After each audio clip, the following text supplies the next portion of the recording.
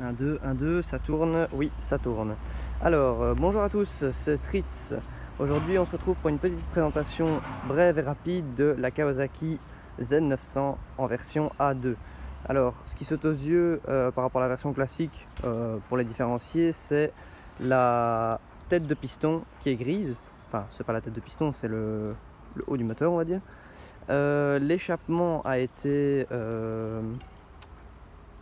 réduit, donc le diamètre a été réduit. Ici, comme c'est la ligne complète, ben non. Alors, dessus, qu'est-ce qu'on a? On a le pack performance. Le pack performance se compose de la bulle sport.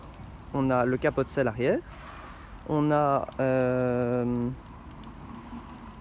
dessus encore, on a les pare carter que vous voyez ici, signé Kawa. Et évidemment l'ACRA, donc qui fait partie du pack performance, juste le silencieux, hein, la sortie. L'échappement, donc la ligne complète, c'est venu après. Elle vient de sortir au passage et je suis pas déçu.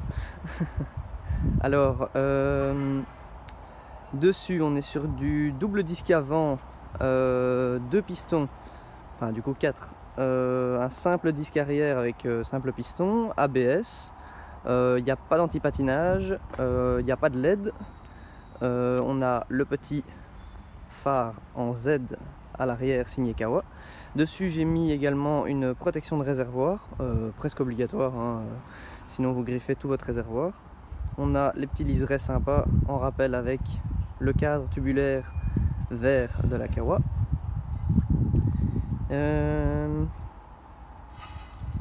Niveau accessoires, c'est à peu près tout ce qu'il y a dessus. Donc comme je l'ai dit, l'échappement de base est beaucoup plus fin à l'entrée, mais les sorties ont été grossies avec la ligne complète. Je vous ferai écouter le bruit tantôt. Ici, elle n'est plus bridée en version 47.5, elle est en 95 chevaux. J'ai gagné également quelques chevaux avec la ligne complète. Je sais pas combien exactement, mais voilà. Les pneus, quand même un point négatif. Si vous avez l'argent pour les changer direct, faites-le. Par contre, si vous l'avez pas comme moi, ben, vous roulez avec, mais vous faites très attention sous la pluie, etc. parce que ils sont pas terribles, hein, ils glissent beaucoup. Le freinage, top, franchement, rien à dire. À un doigt, franchement, ça passe bien. L'ABS se déclenche pas vite, donc ça c'est agréable, c'est pas mal. Alors, sinon, niveau contour, on nous a mis le contour des années 80.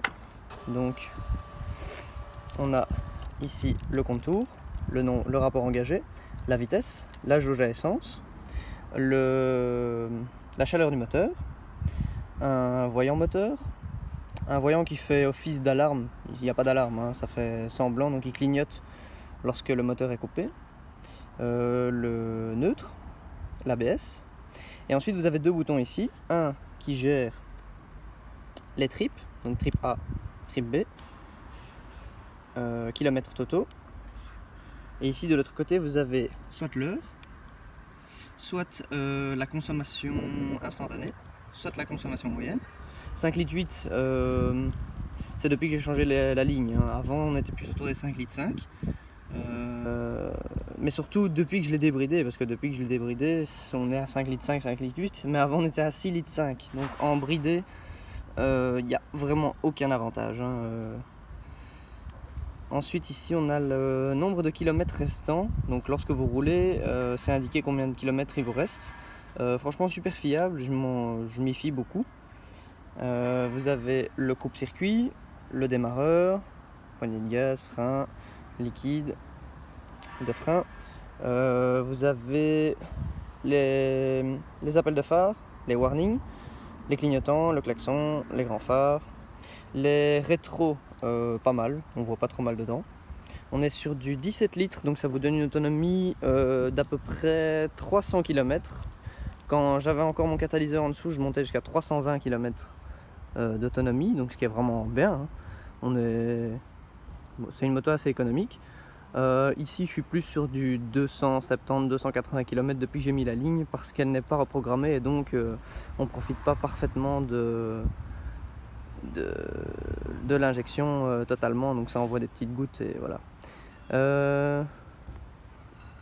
On a fait à peu près le tout, hein. La vitesse de pointe en 95 chevaux, j'ai fait une fois 230, je sais pas vous dire plus, oui c'est pas bien mais je l'ai fait en Allemagne.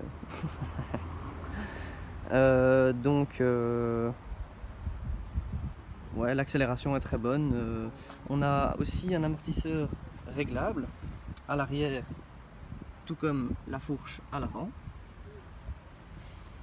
Il y a une selle confort, pas très confort, enfin pas plus confort que la d'origine, plus large on va dire.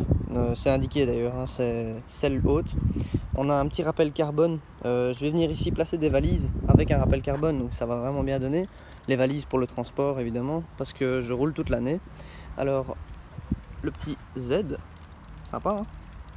Les clignotants un peu dégueux mais on s'en fout. Voilà. Donc maintenant je vais vous faire écouter le bruit.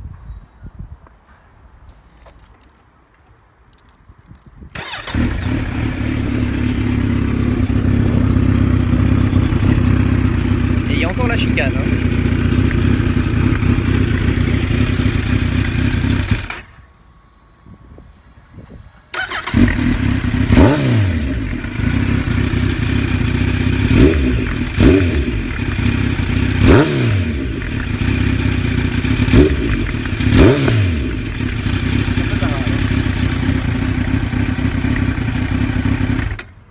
Non, sinon globalement super content de la moto depuis qu'elle est débridée, parce que vraiment je vous la déconseille mais fortement si vous comptez pas la débrider du tout.